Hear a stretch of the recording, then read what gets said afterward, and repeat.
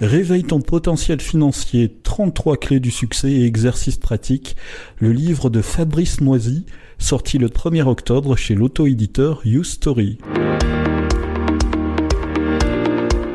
Je suis conseiller en investissement financier depuis déjà plusieurs années et je suis surtout papa de 2 adolescentes. Et lorsqu'un soir, avant de s'endormir, ma fille aînée m'a avoué qu'elle se sentait angoissée à la perspective de ne pas réussir à devenir un jour indépendante financièrement, eh bien je lui ai fait la promesse de lui donner toutes les clés pour être maître de son avenir financier. Et c'est ainsi que l'idée d'écrire un livre sur la psychologie de l'argent et l'éducation financière est née. Bonjour et merci de nous retrouver pour ce nouvel épisode. Dans ce podcast, il sera question du rapport des femmes à l'argent et de l'éducation financière chez les plus jeunes. Bonjour Fabrice, comment allez-vous ? Bonjour Florian, très bien, merci. Quels sont les messages que vous souhaitez transmettre dans votre livre ? Alors les messages que je souhaite transmettre tout d'abord, c'est de démystifier le rapport à l'argent. Ensuite, ce qui est important, c'est que l'argent ne soit plus un tabou en France.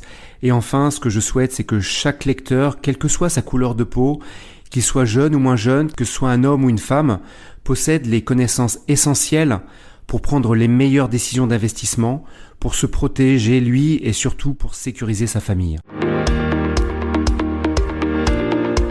Pourquoi avoir choisi ce titre ? Bien, mon objectif en choisissant ce titre, c'est de créer un vrai déclic dans la tête des lecteurs, grâce aux 33 clés que je partage dans mon livre. Ensuite, mon objectif, c'est que chaque lecteur soit convaincu qu'il possède en lui la capacité et les ressources qui vont lui permettre de concrétiser financièrement ses objectifs personnels. À condition, d'une part, qu'il prenne conscience de l'importance et de l'urgence, au plus tôt dans sa vie, de mettre en place ces 33 clés, et ensuite qu'il réussisse à casser une fois pour toutes ces blocages internes qui l'empêchent de se développer financièrement. C'est effectivement ça que je souhaite vous transmettre dans ce livre, et pour illustrer cela, je vous partage la citation d'un de mes mentors qui dit que le contraire de la richesse, ce n'est pas la pauvreté, c'est l'ignorance. Et mon but aujourd'hui, c'est qu'il n'y ait plus d'ignorance pour créer et développer son patrimoine en France. Pourquoi les femmes ont-elles un rapport si difficile avec l'argent ? Alors comme je l'explique un peu plus en détail dans mon livre, il ne faut pas généraliser les rapports des femmes à l'argent. Car chacun a des expériences et des vécus différents dans son rapport à l'argent. Cependant, il ne faut pas se leurrer, il existe effectivement des facteurs socioculturels et historiques qui peuvent avoir contribué à la perception d'un rapport difficile entre les femmes et l'argent aujourd'hui dans notre société. Par exemple, on sait que les femmes ont été historiquement exclues de la sphère économique et financière, c'est une réalité. Les droits économiques et l'accès aux opportunités financières, on sait, ont été limités pour les femmes pendant de très nombreuses années et dans de nombreux domaines. Ce qui a d'ailleurs créé de nombreuses disparités et des inégalités qui sont aujourd'hui très persistantes. La deuxième raison, c'est que l'éducation financière, qui a pu être différente entre les femmes et les hommes, elle joue également un rôle important et fondamental dans la confiance qu'ont les femmes envers l'argent. Si les femmes n'ont par exemple pas eu accès aux mêmes opportunités d'acquérir une éducation financière, il est normal qu'elles soient aussi moins à l'aise pour gérer ces questions. Le troisième point, c'est également l'écart salarial qui est aujourd'hui persistant, même si on sait que les écarts tendent à se limiter entre les hommes et les femmes dans de nombreux pays, et on le sait en France en particulier, qui peut aussi avoir des conséquences qui sont importantes dans les rapports entre les femmes et l'argent. Les femmes peuvent également se sentir plus vulnérables sur le plan économique et être confrontées à des défis qui sont encore plus importants, tels que la précarité de l'emploi, ce qui peut affecter aussi leur confiance en matière d'argent et de gestion financière. Et enfin, le dernier point, c'est une raison que je dirais qui est d'ordre un petit peu plus spirituel, c'est que l'argent est souvent associé au pouvoir, et d'un point de vue spirituel, le pouvoir est associé à une énergie plutôt, je dirais, masculine, et qui est naturellement plus présente chez les hommes que chez les femmes. Est-ce que vous pensez qu'à l'heure actuelle, cette tendance s'inverse ? Alors, je dirais pas exactement, Florian, que la tendance s'inverse, mais plutôt qu'elle s'équilibre entre les hommes et les femmes. Car fort heureusement, les femmes, et en particulier dans nos sociétés occidentales, sont progressivement en train de reprendre leur place. Notamment grâce aux avancées technologiques, grâce à Internet, aux réseaux sociaux et aux changements sociétaux, l'accès à l'information et surtout à l'éducation financière est plus facile aujourd'hui pour les femmes et c'est une très très bonne nouvelle. Et notamment, ça a ouvert de nouvelles opportunités et ça a facilité notamment l'implication et la participation des femmes dans divers secteurs de notre société aujourd'hui. Vous nous parlez également dans cette introduction de votre livre « Réveille ton potentiel financier, 33 clés du succès et exercices pratiques des jeunes ». Et oui, pourquoi cette éducation financière chez les plus jeunes est-elle fondamentale aujourd'hui ? Eh bien, effectivement, l'éducation financière chez les plus jeunes, elle est fondamentale et pour plusieurs raisons. Alors, je ne vais pas toutes vous les citer, je vais vous en citer celles qui me paraissent les plus importantes. Premièrement, c'est que l'éducation financière, elle permet tout d'abord à nos jeunes d'acquérir une vraie autonomie financière. Par exemple, elle leur permet de développer des compétences et des connaissances qui sont nécessaires et essentielles pour prendre notamment des décisions importantes sur ces sujets d'argent.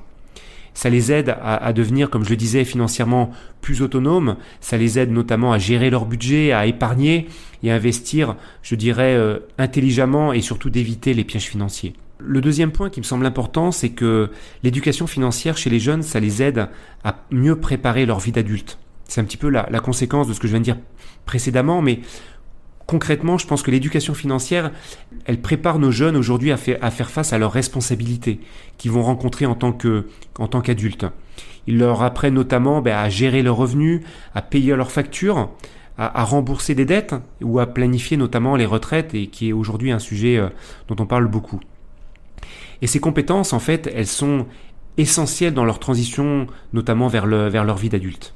Le troisième point qui me paraît aussi important, c'est que avoir une éducation financière solide, ça va aussi permettre de prévenir et de limiter leurs éventuels problèmes financiers futurs. En fait, les jeunes qui comprennent aujourd'hui les concepts de base tels que c'est quoi un taux d'intérêt, c'est quoi l'inflation, c'est quoi un crédit, ils seront beaucoup mieux équipés pour prendre des décisions financières, je dirais, plus responsables, d'éviter notamment des situations de surendettement ou de mauvaise gestion financière comme malheureusement on peut le voir trop souvent aujourd'hui. C'est un petit peu comme quand vous faites de la conduite accompagnée, c'est important d'acquérir les bonnes bases avant de vous laisser conduire tout seul une voiture. Et enfin, un dernier point qui me paraît essentiel et fondamental, c'est que l'éducation financière, elle encourage les jeunes aujourd'hui à prendre des décisions financières responsables et éthiques.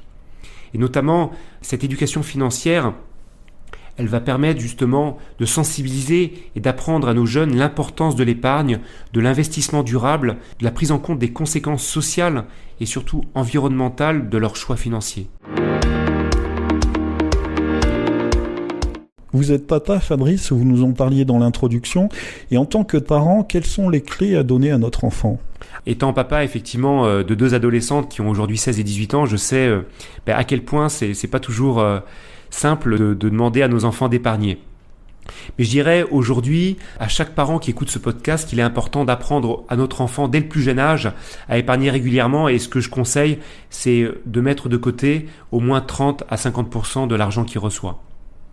Et on peut justement y arriver en expliquant à nos enfants et à nos adolescents l'intérêt d'épargner à long terme, mais pour nous permettre justement, pour leur permettre d'acquérir des choses qui leur tiennent à cœur et qui n'ont pas les moyens aujourd'hui d'avoir, parce qu'ils n'ont pas suffisamment d'argent. Le deuxième point qui me semble important, c'est d'aider aussi votre enfant et votre adolescent à comprendre cette notion de budget.